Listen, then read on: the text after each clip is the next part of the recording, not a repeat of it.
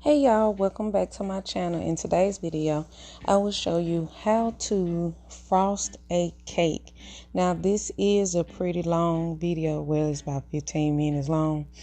If you already know how to properly frost a cake, hey, you can watch it. Maybe I'm doing something different than what you are. The first thing you want to do is level your cake.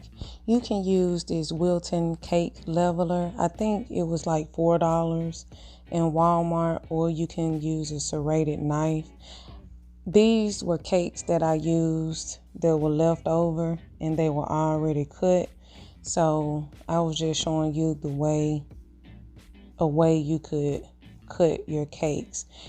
There's one thing you want to make sure that you have your cakes level. If not, they can be lopsided. So you want to start with some cabinet liner. This prevents your cake boards from sliding. And then get you a little buttercream and smooth a thin layer on top of your cake board. I'm using a 6-inch cake. So you want to have a 6-inch cake board to go underneath it. Now, when I first started decorating cakes, I had no clue of what I was doing. No clue. None whatsoever. So a lot of the videos that I saw on YouTube really wasn't explaining a good way of frosting a cake. A lot of the steps were edited out, so that's why I'm making this video a little longer to show y'all exactly what you do. So I added frosting to the middle. You want a good amount of frosting in the middle. It's really hard to tell y'all exactly how much to use. You really just need to eyeball it. When you get ready to lay your top cake on your buttercream, flip it over. The reason why we do this is to have a leveled top. A lot of times when you cut the cake, that part is kind of iffy, but at least you know the bottom of the cake is level. You also need your bench scraper. Now what I'm showing you here, I'm just going around the cake board to see what part of the cake is actually touching the bench scraper. I'm doing this because if you're using buttercream as your final layer, you do not want cake peeking through. That means you'll have a thin layer of frosting right there. So what you see me doing here is just shaving off a little of that cake where I saw it touching the bench scraper. I forgot to mention before you actually frost your cake, make sure your cakes are aligned. That's when you saw me scooting the cake over. You want to make sure you turn your turntable to look at all sides of the cake to make sure that both cakes are aligned. I see you are still watching my video. So if you hadn't already subscribed, go and hit that subscribe button and click the notification bell so you won't miss any of my uploads. Now it's time to crumb coat. A crumb coat is basically a thin layer of frosting that coats all of the crumbs. So by the time you put your final layer of frosting on your cake, you won't have any crumbs peeking through. When you finish your crumb coat, make sure you refrigerate it for at least 30 to 45 minutes. Just depends on your refrigerator temperature. Or you can freeze it for about 20 minutes.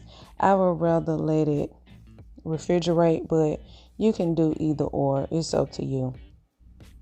Remember, for this part, it does not have to be perfect. You still will see the cake. That's not our goal right now. It's our goal is to just put this thin layer of buttercream over the whole cake to make sure we're trapping those crumbs. Now at the top, all I did was place my offset spatula on the top, and I kept it in the same position, in the same level, and I just turned my turntable without moving my offset spatula. That's how you can kind of get a flat top also.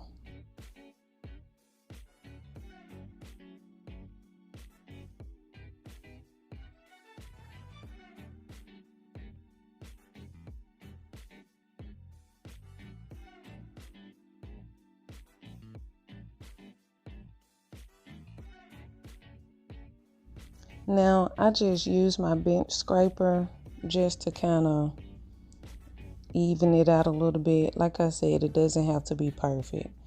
I could have left it how it was, but I used my bench scraper to level it out. And then I brought that lip of frosting toward the center.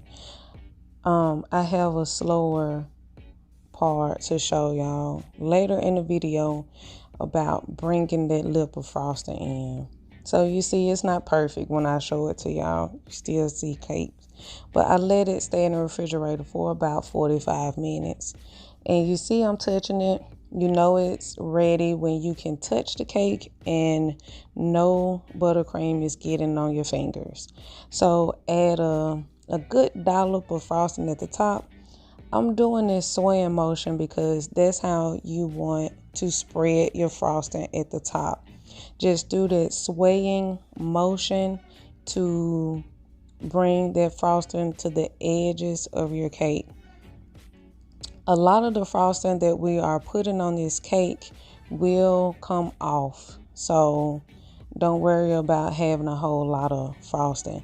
And you see, that's why it's good to have that cabinet liner so your cake won't move. I forgot to put it back under there, but you see then right there, this the reason why we have it. Again, I just have my spatula in one spot while I turn the turntable to make that top flat. I added more frosting on the sides in that swaying motion again. If you see any crumbs on your cake board that could have fell off, make sure you get those up before you actually frost your cake, because if not, it will be in your final layer.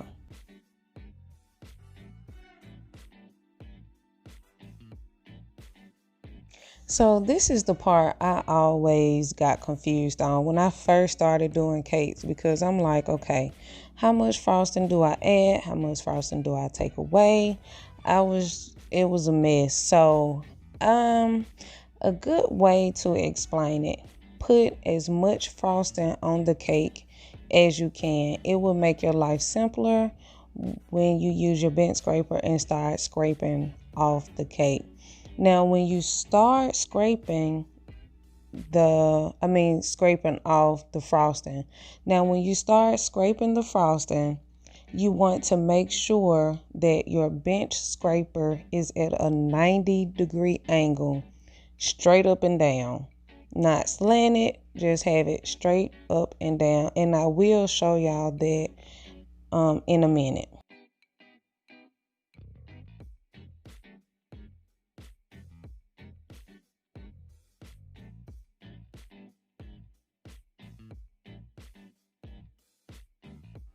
So this is the bench scraper. Make sure you have it at a 90-degree angle. I'm not left-handed, so it's hard for me to show y'all that way. So I had to use my right hand to actually scrape it.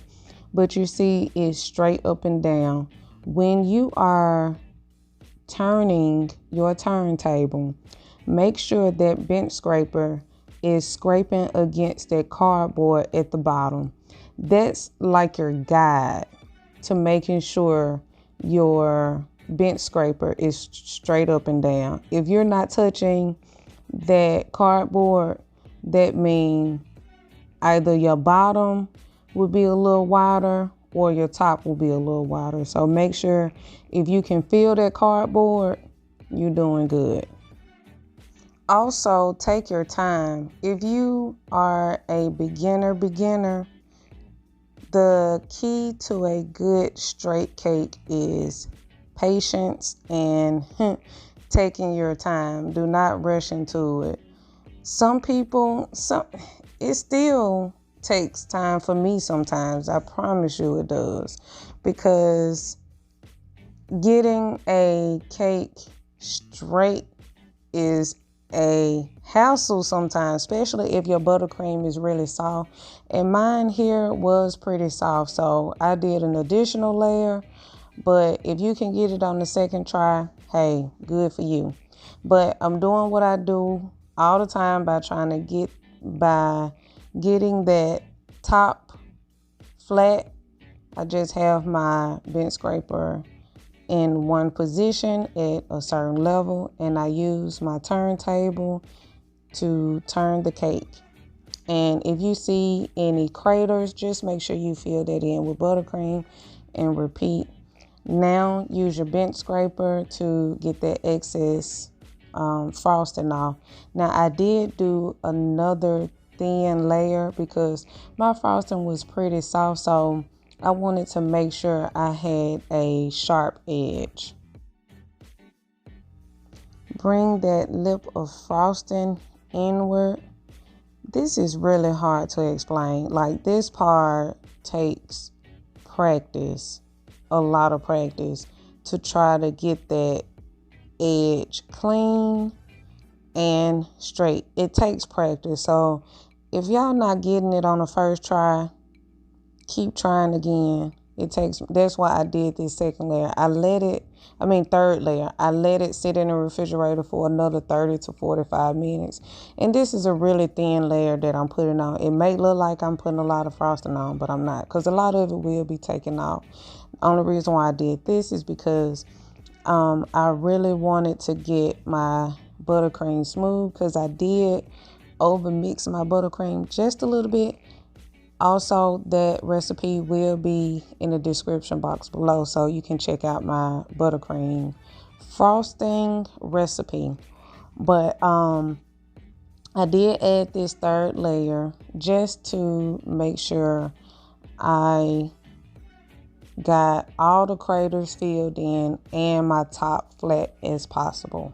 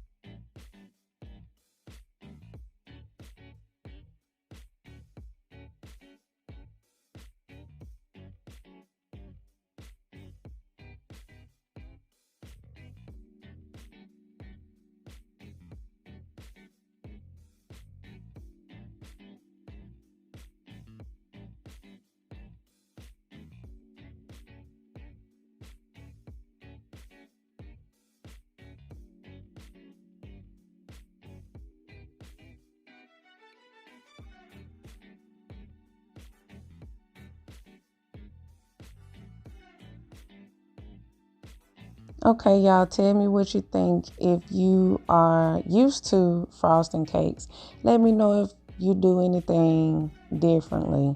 Like, I know some people use a warm base bench scraper to smooth out their buttercream. I also use that method, so I can show that in a later video.